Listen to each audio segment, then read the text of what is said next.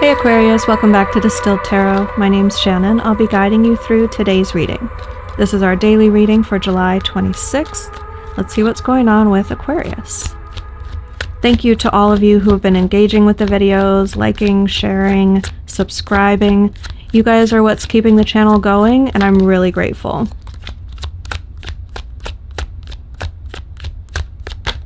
At the heart of our reading today, we have the Seven of Pentacles. This is slow and steady contribution to an outcome. This is the moment when it starts to yield results. The metaphor of the Seven of Pentacles is you take the seed, the Ace of Pentacles, and you bury it in the ground. And it's like the metaphor of a plant or a garden. Maybe you don't know what the seed is, what it's going to turn into.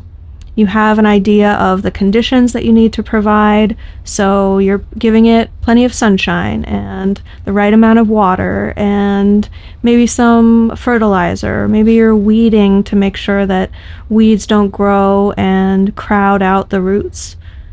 But before the seedling emerges from the soil, it's a complete unknown what's happening underneath the dirt, and you have to really trust and believe that the watering and the way that you planted it was right. I feel like this energy coming through on the Seven of Pentacles for this reading is the moment when when the seed, like the seedling, you start to see the first green emerging from the soil, or it could be the first time it bears fruit, like it's flowering, and you're like, oh, okay. Those are apple flowers. So I actually have them. Those are apple blossoms, and soon I'm going to have a whole apple that I can enjoy. It's one of those two moments, but it's a crucial step in this stage of wait and see if your efforts are going to pay off. What is it going to lead to? How beneficial is it going to be? What's the challenge here for Aquarius?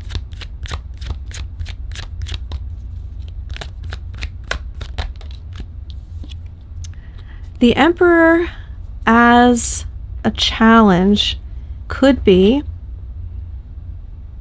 someone who has authority over you, dictating how you go about whatever it is that you've set out to achieve.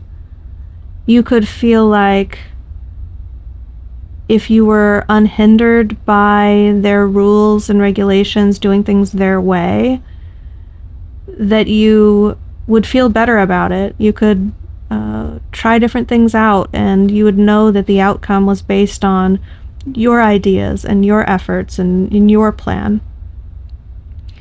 Otherwise, this could be a hesitancy to take on the responsibility required in order for you to get the most out of your investment possible.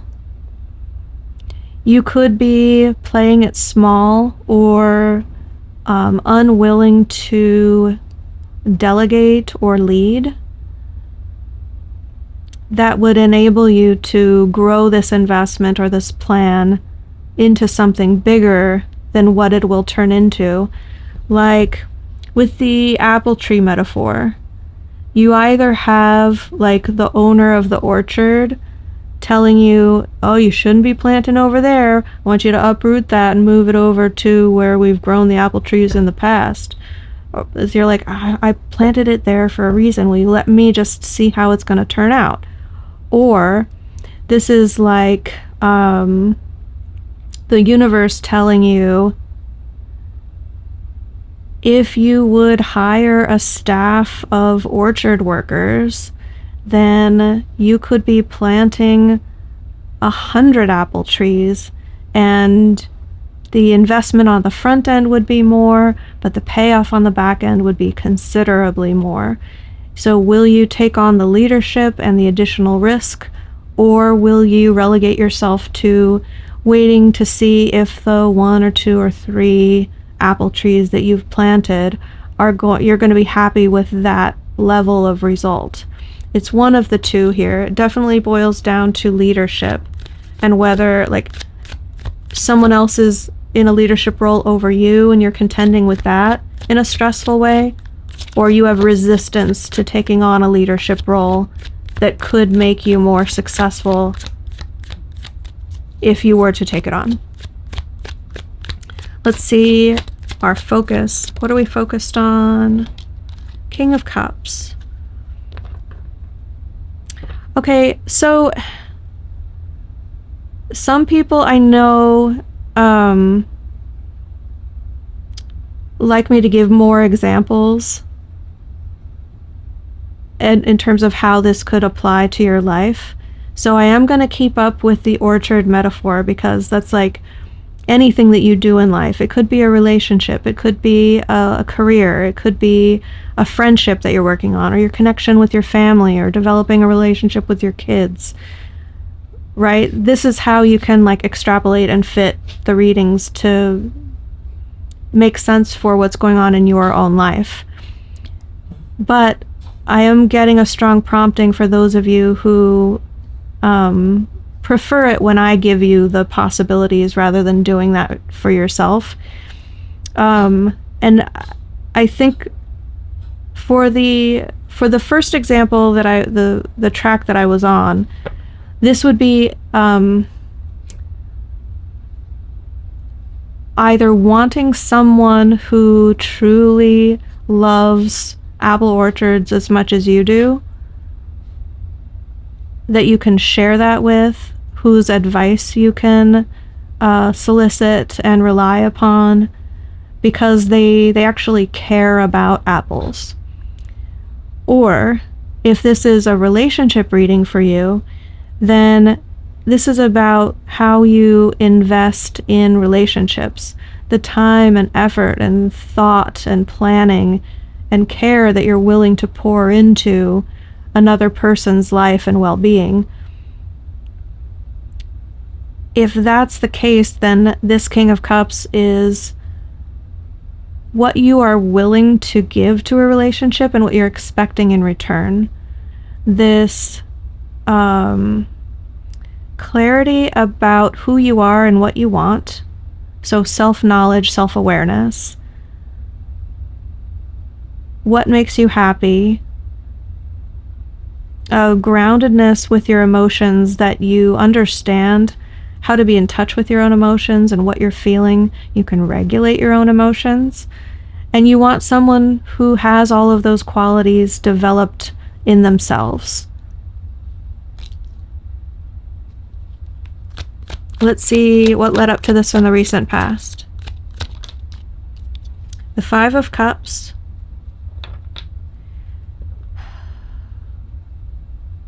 I know those of you who have been resonating with the Aquarius readings have been going through a lot of shedding. A lot of endings, one thing after another. And I think this is in preparation for something big in life, something that unlocks a level of happiness that we wouldn't have been able to achieve otherwise without this experience, without the shedding. People say, let go of all that no longer serves you. And if you don't, in the language of the tarot comes tower moments, where the universe shakes it up and crumbles these things that we've built in our lives that are doing us no justice. So it's like the universe's way of doing us a favor, saying, you don't need that anymore. Trust me. We're going to get rid of that. Erase, erase, erase. And just wait. There's better stuff to come. So this is in the past doing justice to the things that you've lost. Like how do I want to say this? You took the time to process it. You didn't skip that step. You didn't rush to sweep it under the rug emotionally and just focus on other things and not deal with it. You didn't push your emotions down and say, I'm just going to dive right into a new relationship, or I'm just going to distract myself with work. You paid attention to the difficult emotions. You processed it. You grieved the things that you were shedding that felt like losses. You shed multiple versions of yourself. This is Spirit acknowledging all of that. Like, yeah, Aquarius, we've put you through the ringer. Your circumstances have been like one thing after another of you lost this part of your life, you lost those friends, you lost this job, you lost this place that you were living in. But good on you, you took the time to integrate those things and you allowed it to change you. That was kind of part of the point. Not only removing those things from your life, but also the internal shifts that occurred as a result. Let's see. What is the crowning energy?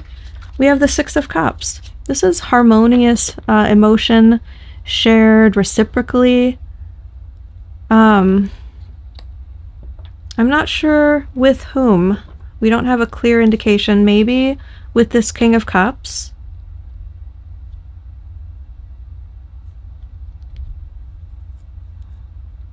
I'm tapping in to see if we're talking about the Emperor in terms of like a divine masculine, but it really feels like that was used as a descriptor for authority.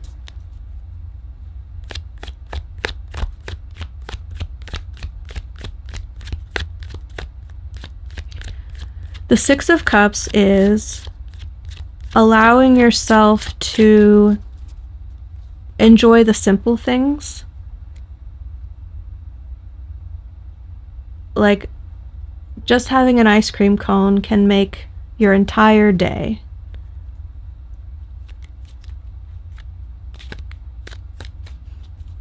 I think I brought up the ice cream man in yesterday's reading, so maybe I just need a bowl of ice cream. So it's feeling harmonious, it's feeling pure. It's hearkening back to a time before you went through all of the losses. So, okay, I think that feels the most resonant of the interpretations that I've been going through for the Six of Cups. Five of Cups, we've been mentioning or highlighting all of the shedding that Aquarius has done, and the Six of Cups is a return to positivity and reveling in the beauty of life. But it has a real connection to like the version of us that we used to be, the way you used to be before all the difficult things happened.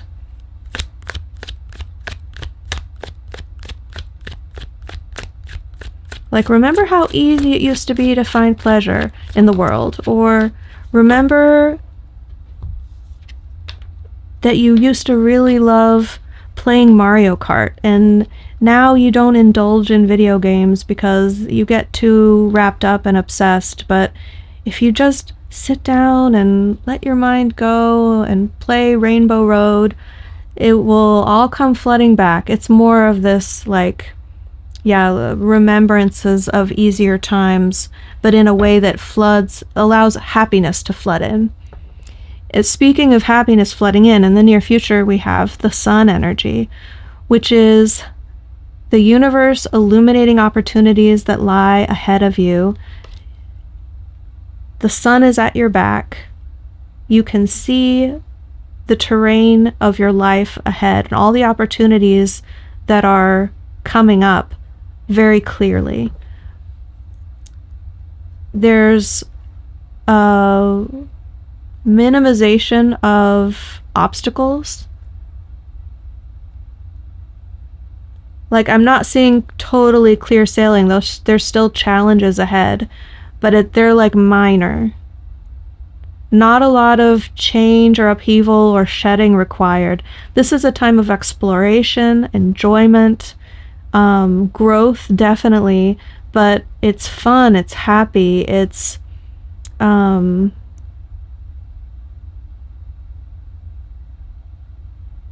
I don't know, I want to say wholesome.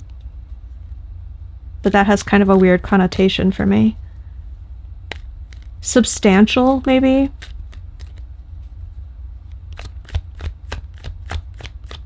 It feels good. It feels good. I think Aquarius is going to be feeling really good. Very engaged with life in an optimistic way. Show me surprise energy. What's going to impact this situation that we don't see coming? The Ten of Wands. Okay. Well, this isn't exactly shedding. It is an ending, but it's an intentional one. It's one that you set out to achieve an objective. You committed to a certain path or course of action. And this is you fulfilling that obligation. You are released from the obligation after you finish whatever this is. So you might think that you're going to need to remain engaged doing this thing for longer, and it comes as a surprise that it's presented to you like, hey, well, you know, we could wrap this up. Something you're involved in could present an exit that would represent, yeah, the completion of an obligation for you. Interesting. You know, sometimes I take extra time with the Aquarius readings because I'm an Aquarius myself, Sun, Moon, Mars, and Mercury. So sometimes I'm mulling over like, yes, I'm doing the reading for you guys, absolutely, tapped into the collective, but I'm part of that collective myself. So I'm like, oh, I wonder what that's going to mean for me. Let's see. I'm kind of like participating in the reading like you guys, right along with you. Hopes and fears, we have the Wheel of Fortune in reverse. So we definitely don't want to present the same energy again and again and again, expecting a different result. We know that's the definition of insanity. So we try to reinvent ourselves. We try to go about things a different way, bring fresh new energy to a situation. Sometimes when we see the results play out, we're like, oh shit, I did it. I did the same thing again. I thought I was going about it differently, but it's proven to me that I was bringing the same energy to the situation. I think you've shed all of that, though. Incorporated and wrapped up in these endings was the past version of you that did it wrong, for lack of a better term. You want to be able to trust is the wrong word, believe. You want to be able to believe that you will make a different choice the next time something pops up in your life. Something that represents a pattern that you are worried about. It could be relationships. It could be business. You just want things to go differently this time. And you know that largely depends on what you're bringing to the situation. The end result is super duper Aquarian energy, the Hierophant in reverse. This is revolutionary energy, flipping the script, coming up with an entirely new way of doing things, injecting your own spin on it, even though there's an established way of doing things. So you could be bucking the norm of a traditional relationship, saying, you know what, I am very interested in you, I'd like to date, but I want to do ethical non-monogamy. Or you could be saying, I want to start a business, but it's actually going to be like a cryptocurrency, what is that word? On shoot, I should know this.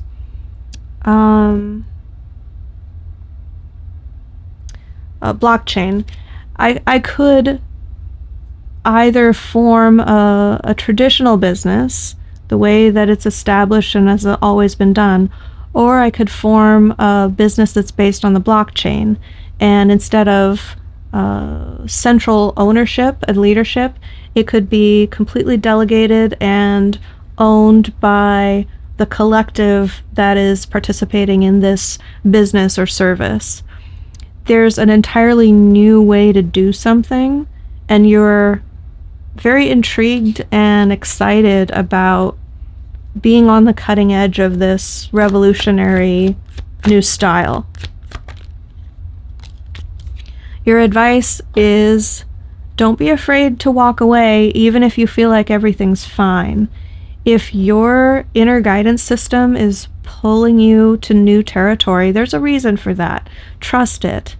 The 8 of Cups isn't the 10, and if you've spent enough time here to see where things are going to go and it's just not developing, the time may be right to make a shift, make a change in a new direction, whether literally or figuratively, into unknown territory. Do things a way that you've never done them before.